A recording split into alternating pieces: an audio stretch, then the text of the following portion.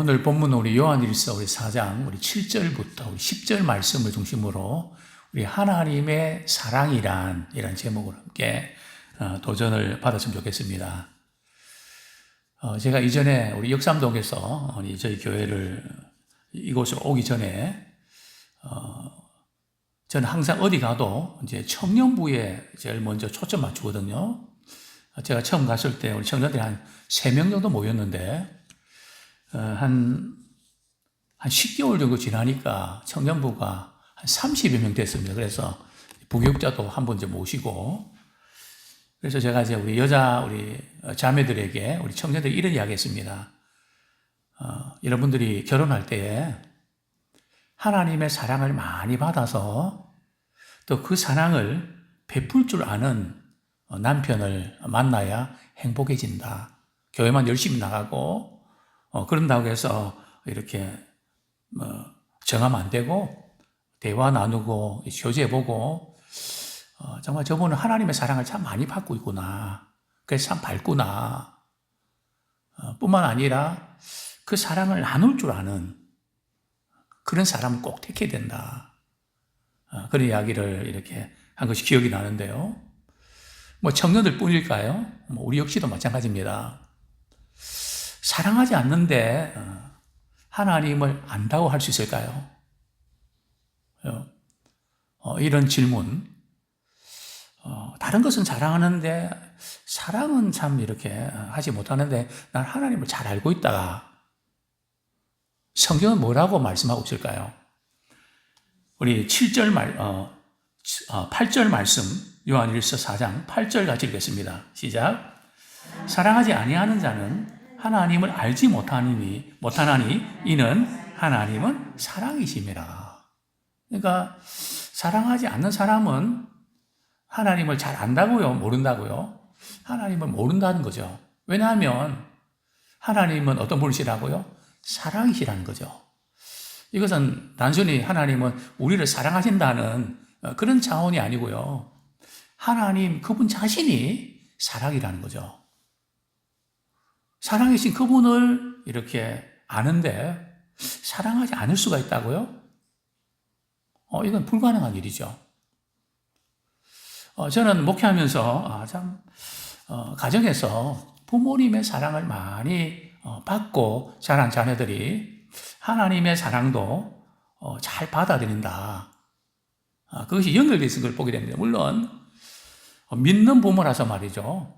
하나님의 사랑을 자녀들에게 주고 있다면 우리 자녀들은 말이죠. 하나님의 사랑을 느끼기가 굉장히 쉽습니다. 자, 그렇다면 하나님의 사랑을 가정에서 받지 못하고 자란 사람은 사랑하지 못하는 것일까요? 저는 이게 큰 숙제였습니다. 제가 만난 수많은 사람들, 상담했던 수많은 사람들은 거의 대부분이 아버지로부터 눈물 나도록 이렇게 뜨거운 사랑을 받지 못한 사람들 대부분은 우울증에 걸려 있었습니다. 제가 질문해 봅니다. 지금까지 살아오면서 부모님의 아버지의 사랑에 참 눈물겹도록 그 사랑 느껴본 적 있습니까? 물어보면 한 번도 없다는 거죠. 저는 그때마다 확인합니다. 이게 정말 너무너무 중요하구나. 사랑할 줄 모르니까 결혼해도 자녀들을 사랑해야 된다는 걸 아는데 할 줄을 몰라요.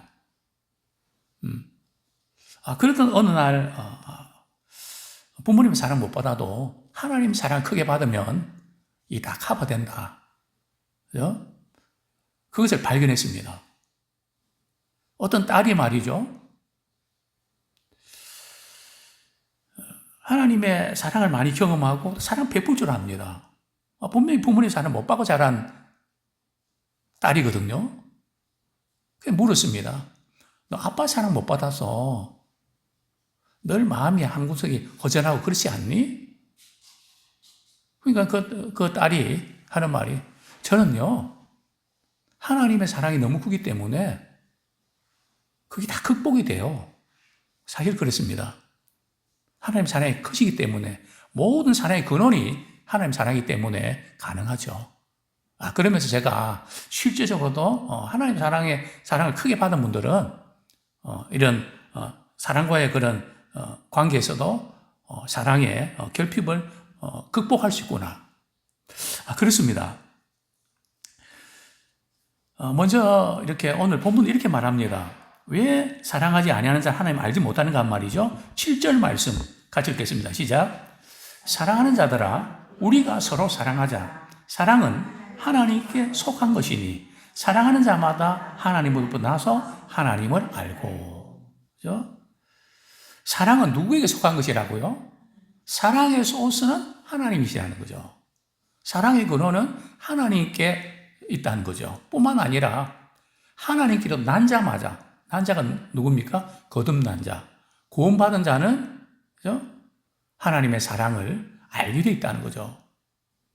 그게 실질적으로 어떻게 가능하면 제가 여러 번 제가 말씀드린 적이 있는데 한 번 더 이제 우리 예수 그리스도를 믿는 순간 말이죠. 나 머리로 예수님 믿어요. 나를 십자가 지신 거 믿어요. 그것이 단가요? 실제 체험이 돼야 되거든요. 어떤 체험일까요? 예수 믿는 순간에 이런 일이 일어나죠. 요한일서 우리 4장 15절 같이 읽겠습니다. 시작. 누구든지 예수를 하나님의 아들이라 시인하면 하나님이 그의 안에 거하시고 그도 하나님 안에 거하느니라. 우리가 예수님을 하나님의 아들 그리스도라 시인하면 하나님이 우리 안에 거하시고 우리가 하나님 안에 거하는 것을 안다는 거죠. 하나님이 우리 안에 거한다? 우리가 하나님 안에 거한다? 이게 무슨 뜻일까요? 우리 16절 말씀 같이 읽겠습니다. 시작. 하나님이 우리를 사랑하시는 사랑을 우리가 알고 믿었노니 하나님은 사랑이시라. 사랑 안에 거하는 자는 하나님 안에 거하고 하나님도 그의 안에 거하시니라. 여기 보면 하나님 안에 거하고 우리가 하나님에 거한다는 것은 하나님의 사랑 안에 거한다는 거죠. 우리가 믿는 게 뭡니까? 우리가 뭘 믿는 거죠? 하나님이 우리를 이처럼 사랑하시는 그 사랑을 우리가 알고 믿는 거잖아요. 그죠? 그래서 하나님이 나를 이렇게 사랑하시는데, 그죠? 나도 누군가를 사랑해야 되는데, 이 사랑을 표현해야 되는데, 그게 사도 바울의 표현은 하나님의 사랑이 나를 강건하시는도다. 내가 좋아서 싫어서 가야 돼. 그러니까 예수 믿는 사람 말이죠. 기본적으로 내가 싫어하는 사람을 사랑할 수 있어야 돼요. 만약에 내가 싫어하는 사랑 못하면 문제가 있는 거예요. 그죠? 예수님 말씀하셨잖아요. 너희가 좋아하는 사람만 사랑하면 그건 안 믿는 사람하고 뭐가 다르냐? 그죠?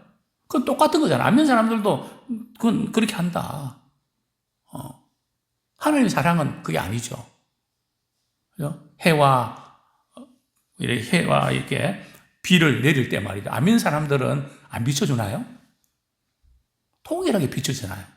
너는 마음에 안 드니까 너 햇빛 받지 마. 너 비도 안 내려줄 거야. 뭐 이런 거 아니잖아요. 그죠? 우리 자신의 원리 속에서 하나님의 사랑을 발견하게 되는데요. 그렇습니다. 신앙은 하나님의 사랑을 말이죠. 우리가 알고 믿음 받아들인 거거든요. 믿음이 다른 게 아니에요. 우리 갈라디아서 2장 20절 잘 아는 본문이죠. 그죠?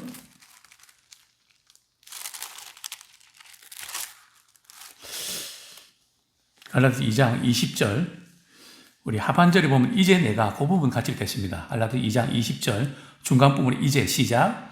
이제 내가 육체 가운데 사는 것은 나를 사랑하사 나를 위하여 자기 자신을 버리신 하나님의 아들을 믿는 믿음 안에서 사는 것이라. 그죠? 우리가 믿는 게 뭡니까? 하나님이 나를 사랑하사, 그죠? 그것을 믿는 것이라는 거죠. 또한 우리가 이렇게 확인해야 될 부분들이 우리가 예수님을 믿으면 말이죠.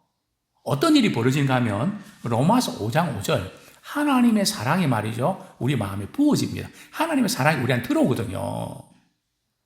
그죠?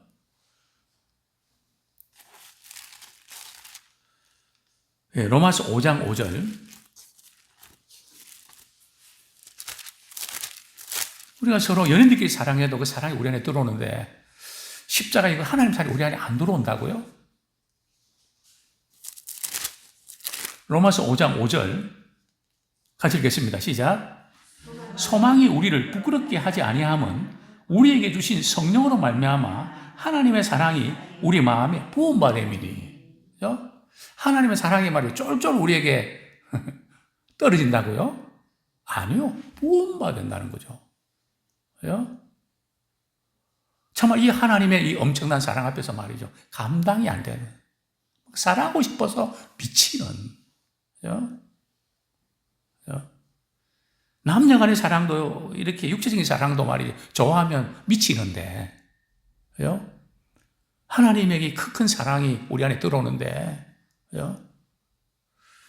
참 감당할 수 없는. 그래서 교회도 사랑하고, 영혼을 사랑하고, 그래서 봉사도 하고, 결국은 하나님의 사랑 때문에 신앙의 모든 것이 이루어진다는 거죠.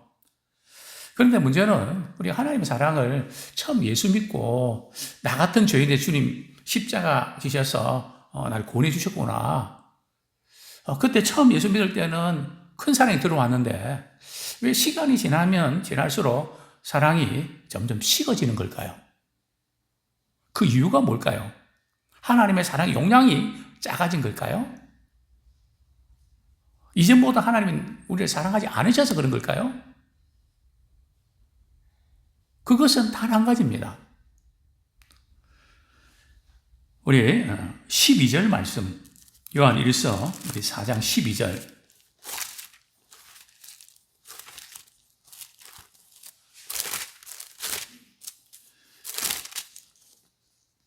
4장 12절 시작. 어느 때나 하나님을 본 사람이 없으되 만일 우리가 서로 사랑하면 하나님이 우리 안에 거하시고 그의 사랑이 우리 안에 온전히 이루어지니라.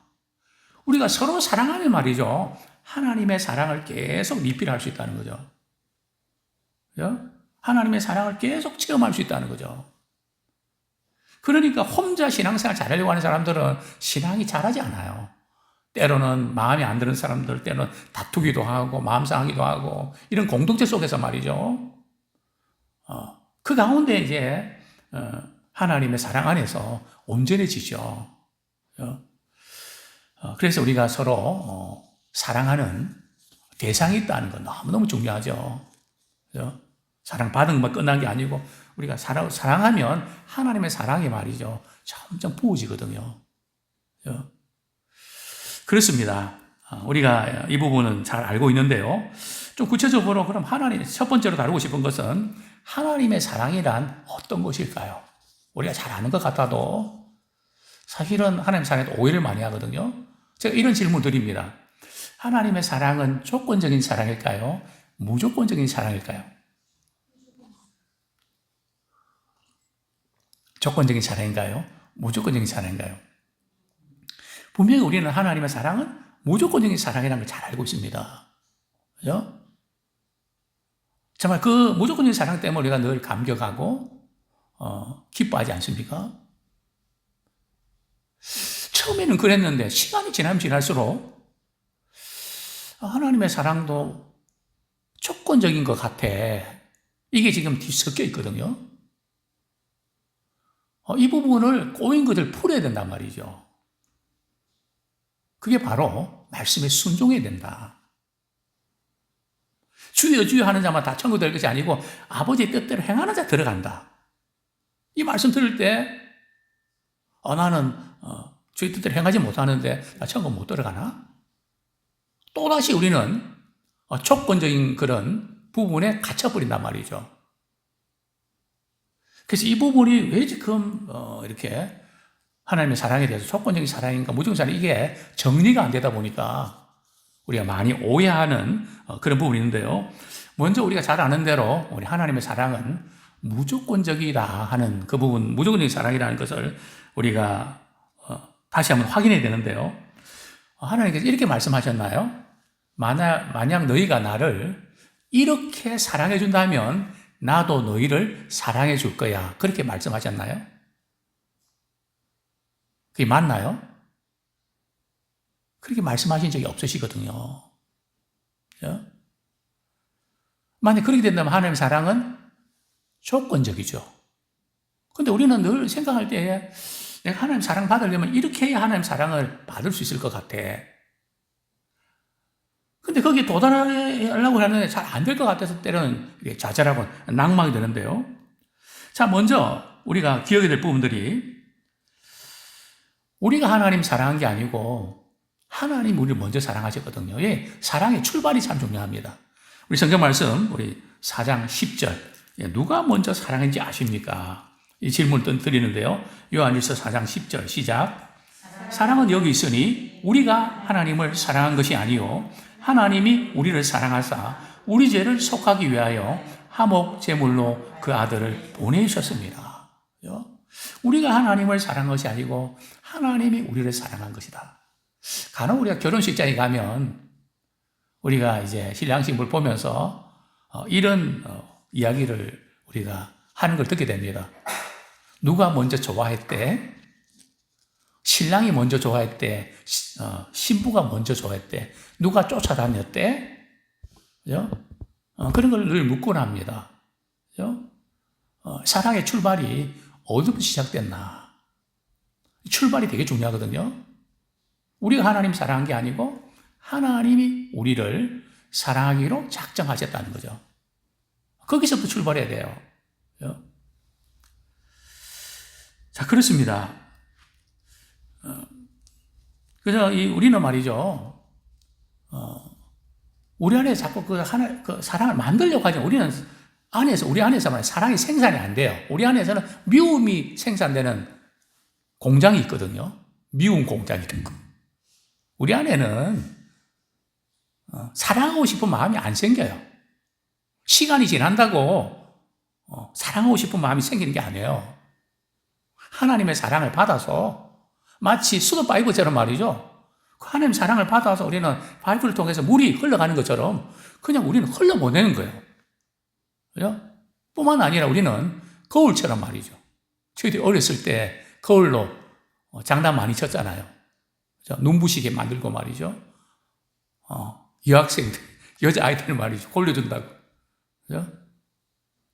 그냥 하나님 사랑의 빛을 받아서 우리 반사시키는 거예요.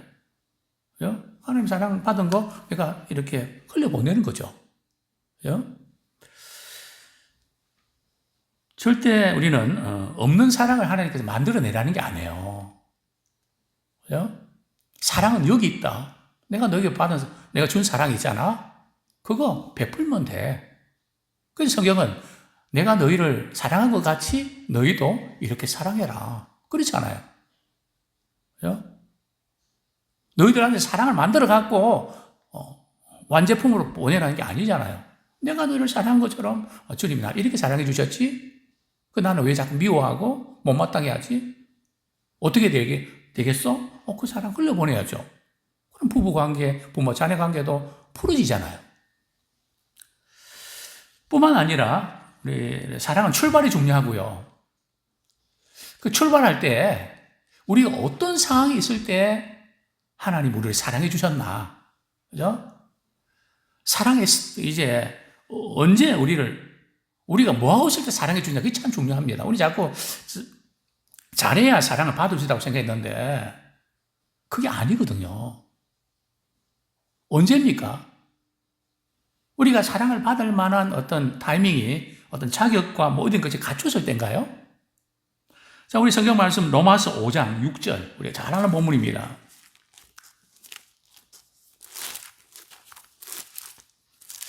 로마서 5장 6절에 보면 우리가 아직 뭐 할 때요? 연약할 때에 경건치 않은 자를 위해서 죽으셨도다. 그죠? 우리 경건해야만 하나님이 우리를 사랑하신 게 아니라 우리 경건하지 않을 때에 또 우리가 굉장히 약할 때에 그죠? 그 다음에 두 번째는요 8절에 보면 우리가 아직 뭐 됐을 때요? 죄인 되었을 때에 문제가 심각할 때에 그죠? 그리스도께서 우리를 위하여 죽으심으로 하나님께서 우리에 대한 자기의 사랑을 확정하셨느니라. 너가 앞으로 잘하는 거 봐서 내가 사랑해 줄게. 이게 아니고 죄인 되었을 때 뿐만 아니라 10절 말씀 같이 읽겠습니다. 시작. 곧 우리가 원수 되었을 때에 그의 아들의 죽으심으로 말미암아 하나님과 화목하게 되었은즉 화목하게 된 자로서는 더욱 그의 살아나심으로 말미암아 구원을 받을 것이니라. 그죠? 우리가 뭐 됐을 때요? 원수 되었을 때에. 그러니까 도저히 구원받을 수 없고 사랑받을 수 없을 때에 하나님께서 우리를 사랑하셨다는 거죠. 그죠? 우리는 늘 목회자님 저뿐만 아니라 우리는 늘 그 생각합니다. 이래서 하나님이 나를 사랑하지 않을 거야. 이런 늘 걱정이 있단 말이죠. 우리 자녀들도 부모가 무슨 말을 하면 내가 이래서 부모님 나를 사랑하지 않는가 봐. 그 생각을 하거든요. 그게 주눅이 든단 말이죠. 항상 그런 것들을 시험을 잘못 받거나 또 이렇게 행동을 잘못하거나 이렇게 해서 내가 그래서 사랑 못 받을 거야. 우리는 본능적으로 말이죠. 늘 그런 것들이 깔고 있다고요. 그죠? 그러나 성경은 그게 아니야. 무조건적으로 내가 너를 사랑하는 거야. 이렇게 말씀하고 있죠. 우리를 향한 하나님의 사랑은 말이죠. 우리가 무슨 말을 하거나 무슨 일을 하거나 거기에 달려있는 게 아니라는 거예요. 그죠? 이걸 이제 분명히 하셔야 돼요. 외모도 아니고요. 지적 능력도 아니고요. 성공도 아니고요. 우리가 갖고 있는 재산도 아니고요. 그죠? 잘 나가는 것도 아니고요. 사실 그것은 전혀 상관이 없죠. 우리를 향한 하나님의 사랑은 말이죠. 태초 전부터, 우리가 태어나기 전부터 존재했다는 거죠. 그거 아세요? 부모 잘못 만나서 그런 것만도 아니고요. 물론 육신의 부모 잘 만나면 조금 이렇게 달라질 수도 있죠. 그런데 잘못 만났다고 우리 인생이 잘못되지 않거든요. 그걸 계기로 삼아서 이렇게 잘하는 분들도 얼마나 많은데요. 그죠? 우리 하나님께서 우리가 태어나기 전부터 말이죠. 우리를 사랑했었고요. 그리고 우리가 죽고 난 이후에도 우리 하나님은 우리를 사랑하시죠. 그게 성경에 나오나요? 에베소서 우리 1장 4절 말씀 우리 한번 같이 읽겠습니다. 에베소서 1장 우리 4절 말씀.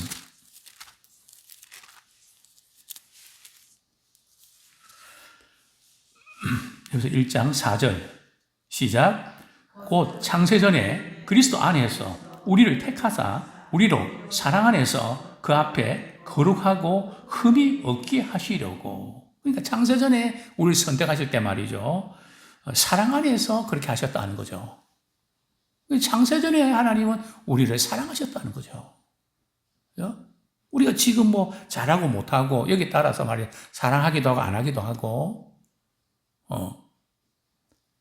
창세 전부터, 그죠? 근데 이 사랑을 말이죠. 사랑의 길이와 넓이와 높이와 이것을 말이죠. 성경은 말씀하고 있는데 어떤 경우에 이런 것을 경험하게 되는지 아십니까? 우리 에베소서 3장 18절 19절 같이 읽겠습니다. 3장 18절 19절 같이 읽겠습니다. 시작. 능히 모든 성도와 함께 지식에 넘치는 그리스도의 사랑을 알고 그 너비와 길이와 높이와 깊이가 어떠함을 깨달아 하나님의 모든 충만하신 것으로 너희에게 충만하게 하시기를 구하노라. 하나님의 사랑의 너비와 길이와 높이와 깊이를 말이죠. 그게 어떠한지를 깨달으려 그러면 어떻게 된다고요? 누구와 함께? 성도와 함께. 그죠? 능히 모든 성도와 함께. 그죠? 즉, 공동체와 함께. 때는 부딪히면서, 때는 힘들어하면서, 그런 가운데 그 하나님의 사랑의 깊이를, 우리가 넓이를 경험하게 된다는 거죠. 근데 우리는 이제 이 부분들을 하나님과 자꾸 단독으로만 해결하는데 그렇지 않아요. 그죠? 절대 그렇지 않거든요. 보이지 않는 하나님의 사랑, 우리를 통해서 보이는 사람이 흘러가기를 원하신단 말이죠. 그렇습니다. 분명한 것은 하나님의 사랑은 말이죠. 영혼부터 영혼으로 이어지고요. 또한 우리가 시간 속에서 일어나는 어떤 사건이나 어떤 상황 때문에 그것 때문에 좌우되는 게 아니라는 거예요. 그것을 뛰어넘는다는 거죠. 그거 어떻게 알 수 있습니까? 로마서 8장 38절 39절.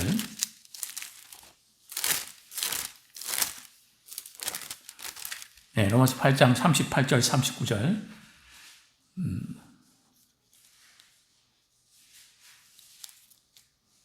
같이 읽겠습니다. 시작. 내가 확신하노니 사망이나 생명이나 천사들이나 권세자들이나 현재일이나 장래일이나 능력이나 높음이나 깊음이나 다른 어떤 피조물이라도 우리를 우리 주 그리스도 예수 안에 있는 하나님의 사랑에서 끊을 수 없으리라. 그죠? 현재일이나 장래일이나, 그죠? 그리고 높음이나 깊음이나, 그죠? 시간과 관계없이, 상황과 관계없이, 그죠? 하나님의 사랑은 늘 우리를 향한다는 거죠. 그죠? 자, 이 부분까지는 우리가 좀 웬만큼 잘 아실 거예요. 지금 제가 말씀드리고자 하는 두 번째 부분이 오늘 메시지의 하이라이트입니다. 자, 두 번째로 던지고 싶은 질문은 하나님의 사랑이란 관심이 없다는 것일까요? 하나님의 사랑이란 무조건적이라 그랬는데 무조건적인 사랑이라 그러면 이래도 좋고 저래도 좋고 뭐 그래도 다 사랑한다. 그것은 방치죠, 방치. 네가 안에서 나 몰라라 이렇게 하는 걸까요? 사랑은 관심이거든요. 자, 이 부분에 좀 말씀을 드리려고 합니다. 왜냐하면 하나님의 사랑은 말이죠, 관심을 통해서 우리에게 경험되거든요. 사랑하는 사람의 특징이 뭘까요? 사랑하는 대상에 대해서 관심이 있거든요. 우리가 이제 아이들 유치원 보낼 때 간혹 이제 유치원에서 뭐 이렇게 무슨 발표하고 이럴 때 말이죠, 우리 유치원 가잖아요. 누가 제일 먼저 들어올까요? 우리 아들과 우리 딸이 제일 먼저 들어와요. 왜요? 사랑하니까. 관심이 있으니까. 대단히 중요한 거죠. 관심이 있으니까 잔소리하는 거잖아요. 관심이 있으니까 이래라 저래라 하는 거잖아요. 관심이 있으니까 때리잖아요. 바로 이제 이 부분. 그래서 하나님의 사랑이 말, 우리의 관심이 없다면 하나님의 사랑이 우리에게 실제적인 것이 안 되는 거예요. 붕 떠 있는 거죠. 그림의 떡이 되는 거죠. 우리 하나님은 우리를 사랑하시기 때문에 우리와 관계를 맺고 싶어 하세요. 사랑은 관계잖아요. 또 우리가 하나님을 사랑한다면 반응하고 화답하기를 원하세요. 이게 사랑하는 사람의 관계잖아요. 바로 우리 이 대목에서 우리가 좀 흔들 때가 있는데요. 문제는 우리 하나님께서 이런 관계를 통해서 우리를 더 많이 사랑하고 더 많은 사랑을 우리에게 주고 싶어 하세요. 그런데 우리는 그것을 이렇게 관계 속에서 일어나는 일들을 자꾸 조건으로 생각한단 말이죠. 순종이 조건인가요?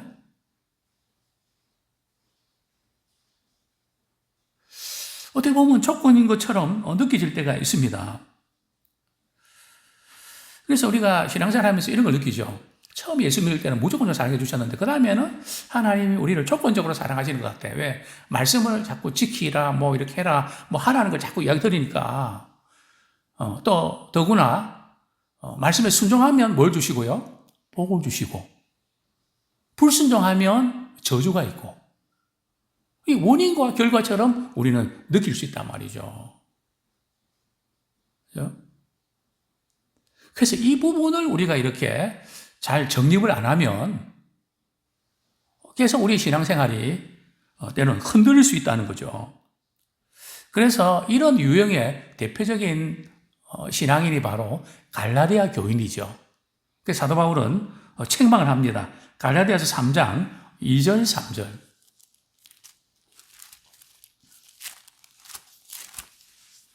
갈라디아서 3장 2절 3절 같이 읽겠습니다. 시작.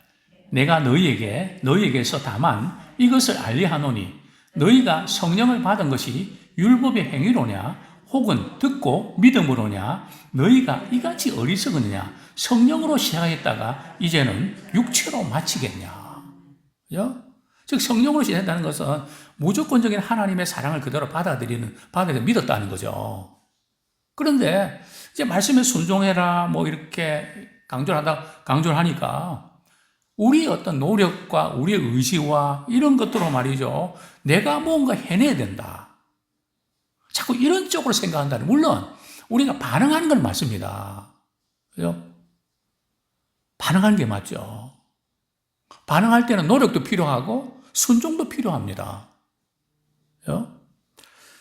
자, 그런데 이 부분들을 우리가 이렇게 참 어떻게 이걸 설명하고 이해할까? 오늘 제가 고민을 많이 했는데요. 제가 이런 예를 이렇게 좀 들고 싶습니다. 우리 자녀가 말이죠. 부모님한테 잘하려고 하는 게 자녀가 되기 위해서 잘하는 걸까요? 아니면 자녀이기 때문에 잘하려고 하는 걸까요? 보나만 하죠. 자녀이기 때문에 자녀답게 이렇게 잘하려고 하잖아요. 근데 우리가 어떻게 생각하냐면은 자녀가 되기 위해서 잘하려고 한단 말이죠. 이게 율법주의예요.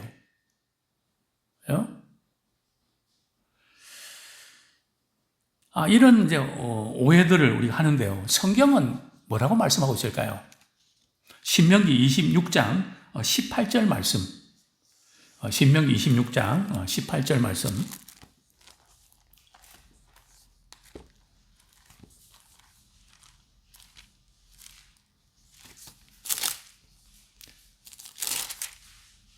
같이 한번 읽겠습니다. 시작. 여호와께서도 내게 말씀하신 대로 오늘 너를 그의 보배로운 백성이 되게 하시고 그의 모든 명령을 지키라 확언하셨느니라. 그죠? 이 보면 그의 보배로운 백성이 되게 하시려고 그의 명령을 지키라고 하셨나요? 아니죠. 그의 보배로운 백성이 되게 하시고 이미 말이죠. 보배로운 백성이 하나님 믿고 되게 하셨잖아요. 보배로운 백성이기 때문에 그의 명령을 지켜 순종하는 거죠. 그죠? 근데 우리는 자꾸 뭔가 되기 위해서 자꾸 순종한다고 생각하는 거죠. 그죠? 자, 한 구절 더 보겠습니다. 신명기 27장 9절 10절.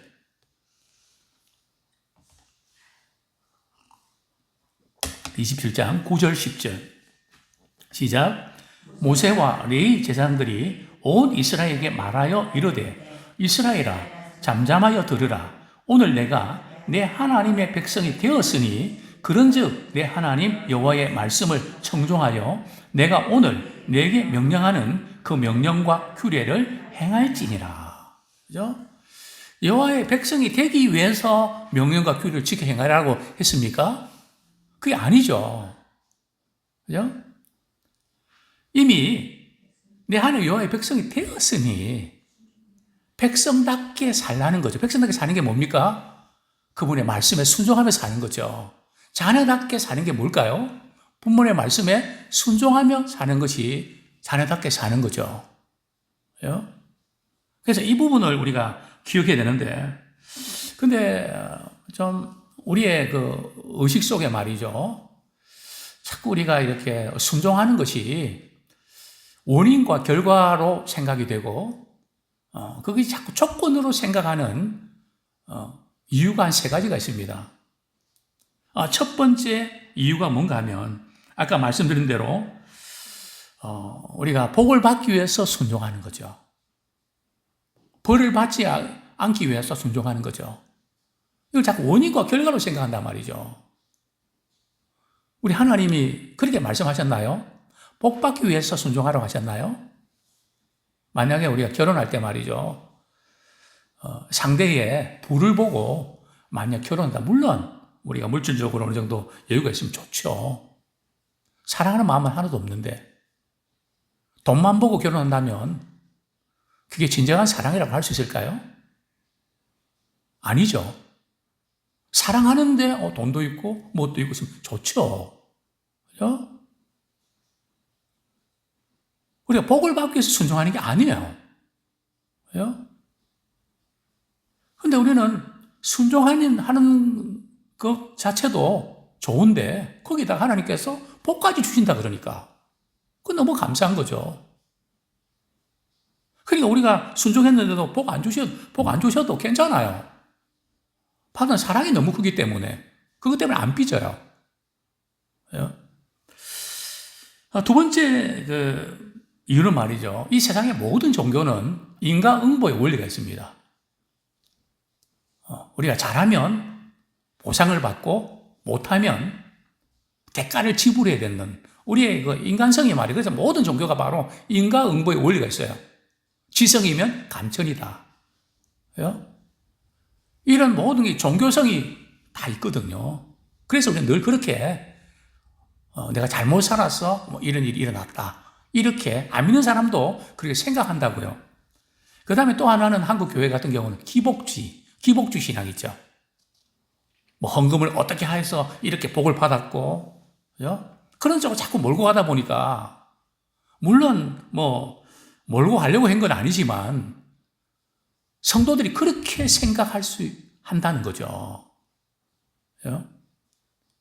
그러니까 이게 순종하면 복을 받고, 그러니까 이게 조건이 돼버린 거죠.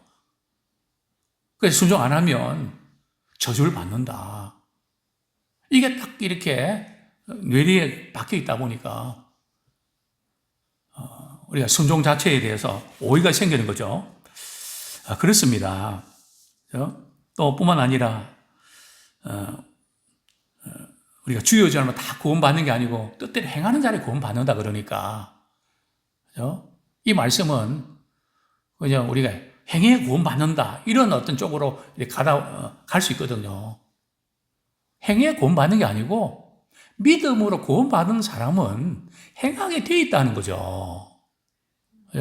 그것을 행해 구원받는다면 구원이 우리의 어떤 반응에 달려있다는 거잖아요. 물론 우리 은혜 안에서 우리의 반응도 필요합니다. 이제 말씀을 정리하겠습니다. 우리가 이제 순종하는 것도 말이죠. 우리의 의지나 노력이 되는 것이 아니라 노력하는 게 하나님의 은혜에 대해서 우리가 반응하는 거예요. 다시 말씀드리면 조건이 아니고요. 하나님의 사랑에 대한 반응이라는 거죠. 순종은 거래나 조건이라기보다는 우리를 먼저 사랑해 주셔서 구원하신 하나님께 대한 사랑과 감사에 대한 표현이라는 거죠. 사랑에 대한 반응과 감사에 대한 표현이지 그 이하도 그 이상도 아니라는 거죠. 이분을 꼭 붙잡고 우리가 순종하고 그 어떤 가운데도 하나님은 무조건 사랑해 주셨는데 그 하나님은 우리의 인격적인 관계를 맺기를 원하시고 또 하나님은 우리의 관심을 갖고 계신데 그분의 말씀에 순종하면서 그 하나님의 사랑에 대해서 반응하고 감사하는 우리가 되기 원합니다.